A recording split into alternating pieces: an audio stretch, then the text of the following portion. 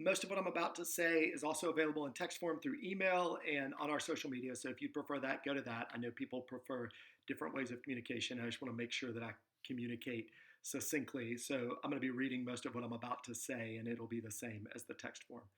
I'm sure you're aware of all the many ripples in our community surrounding the COVID-19 virus or coronavirus. Over the last couple of days, calls for suspending gatherings and staying home have come from a lot of areas, and we've wrestled with what it means to respond to all of this in a way consistent with the mission and values God has called us to live out. We've had extensive conversations with our leaders, with local officials, and within our network connection, the Transformation Network. I think it's important that we don't make decisions based out of fear, but in wisdom, concern, and care for our church and for our community. And that can be tricky when information comes as quickly and diversely as it does in current culture. Even so, we always want to hold to the values of love for God and others in our decisions. So, consistent with those values, we'll be canceling our gathering for this Sunday, March 15th. And instead, we invite you to join us virtually during our regular time, which is 10 a.m., not 10:15. I know when you come, but it is actually 10 a.m. For worship, and then a short message about living out our values and our faith during this time. That will be on Facebook Live, Instagram Live, and a link that we'll send out Saturday afternoon. So make sure you grab one of those.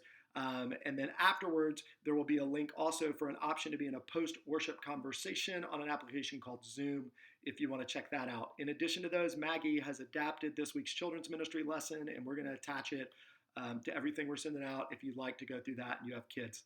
I imagine all these things are going to happen with our normal rate of success when it comes to technology, so at least get a good laugh out of this stuff.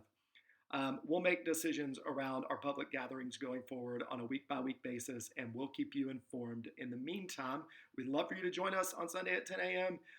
We really stress to be safe and wise on your own. If you're not feeling well or you've potentially been exposed, please follow CDC guidelines. If you're older, please take special caution and care during these times. We love you. If you are or you know someone who falls into any of those categories, please email highlandsmarietta.info@gmail.com so we can be praying for you and we can be reaching out to you. These can be scary moments, so if you find yourself experiencing fear or anger or anxiety or confusion, doubt, any of those things that are normal, please don't do so alone. You know how to contact us in all the various ways. Please do that.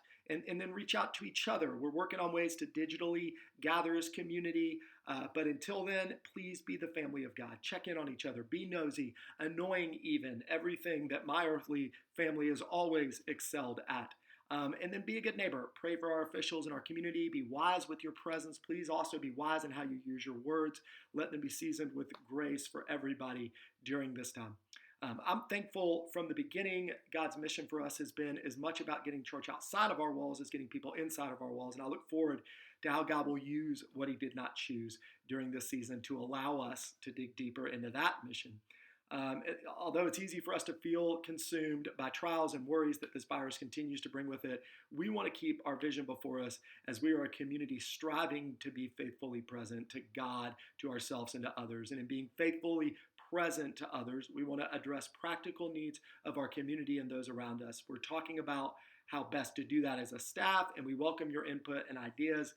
We're working with local schools and other churches around food needs during this time, and we'll keep you posted about opportunities to serve, which we would encourage you to embrace. I want to reiterate that we do not ever want to be motivated by fear when making decisions. 2 Timothy 1:7 says, God didn't give us a spirit of fear, but of power and of love and of self-control. We've sought to make this decision through grounding in power, love, and self-control. And our greatest desire during this time is not even for our own safety, but that we might honor our Father, be good neighbors, and be our brother's keepers. I want to encourage you, your families, and friends to lean into the same.